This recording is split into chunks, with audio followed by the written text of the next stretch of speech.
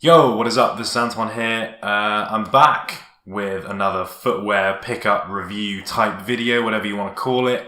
Haven't done these for quite a while, partly because my studio light broke. It is actually still broken, so I'm using the window for lighting on this video. But I thought I got some cool new stuff, so I didn't really want to waste the opportunity and just sit around not doing a video on it. You may know that recently Nike released the Air Low Jordan 1 Swooshless, is what they call it, which is not a particularly catchy name, but there it is. This is the first of the Jordans to not have that big old Nike tick on the side. Really quite interesting because they've had that since, I think, 1985 was the first Jordans, something like that. Correct me if I'm wrong. Something around that kind of time. But this time they're mixing it up, doing something a little bit different. So I thought I would pick up some and show you guys. There were 3 colours available. There were pink, olive, and black.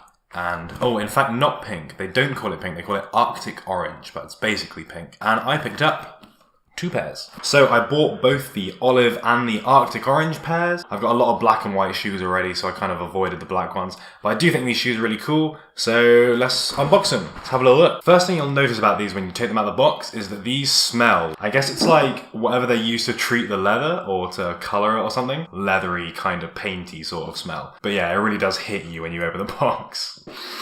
So putting that aside, let's see what these actually look like. And here they are. So these are the olive ones. Obviously, they're quite clearly not the pink ones. No swoosh on the side, so these have a very kind of clean, minimal kind of aesthetic to them. In my mind, these shoes are trying to kind of compete with Rafe Simmons Stan's, Common Project's Achilles, high-end, really minimal leather shoes. These are kind of bringing something a little bit different to the table because they don't quite have that same minimalism that the Rafes or the Common Projects have. They do have that slight texture to them, but still keeping the full tonal kind of deal going on. They are also about half the price of the Rafe Stans or the Common Projects. So these were, I think, $125 on the Nike website, exactly half. So these aren't a low-end shoe.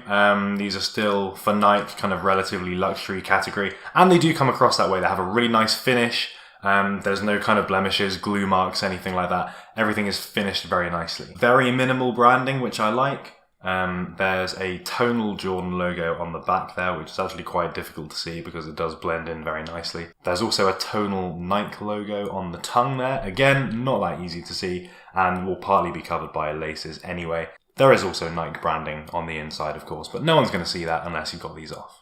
Nice little detail on these is the ends of the laces here. I think they're called aglets. Correct me if I'm wrong there.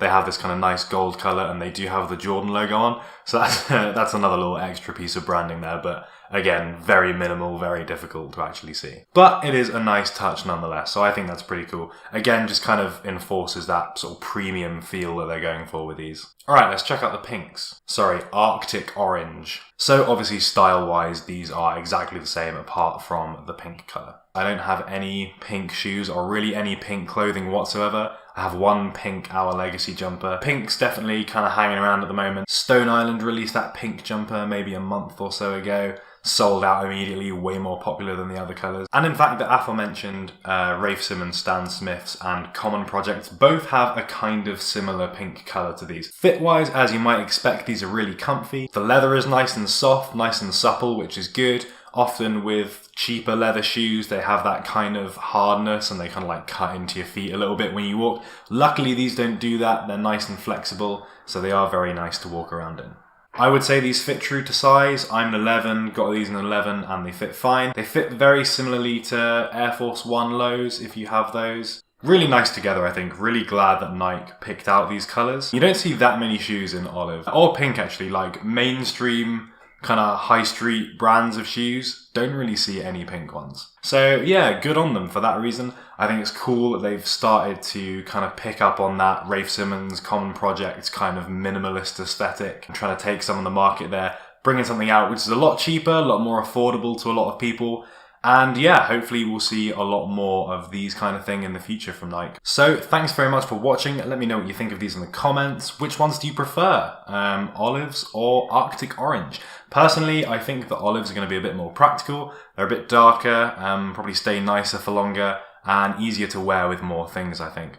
So yeah, olives definitely get points for that reason. But the pinks are a little bit more unique, quite interesting. I do really like the colour a lot, but if you want something a little bit unique, a bit flashier, pink's probably the one for you. Thanks very much for watching this quick look on the Air Jordan 1 lows, and I'll see you next time.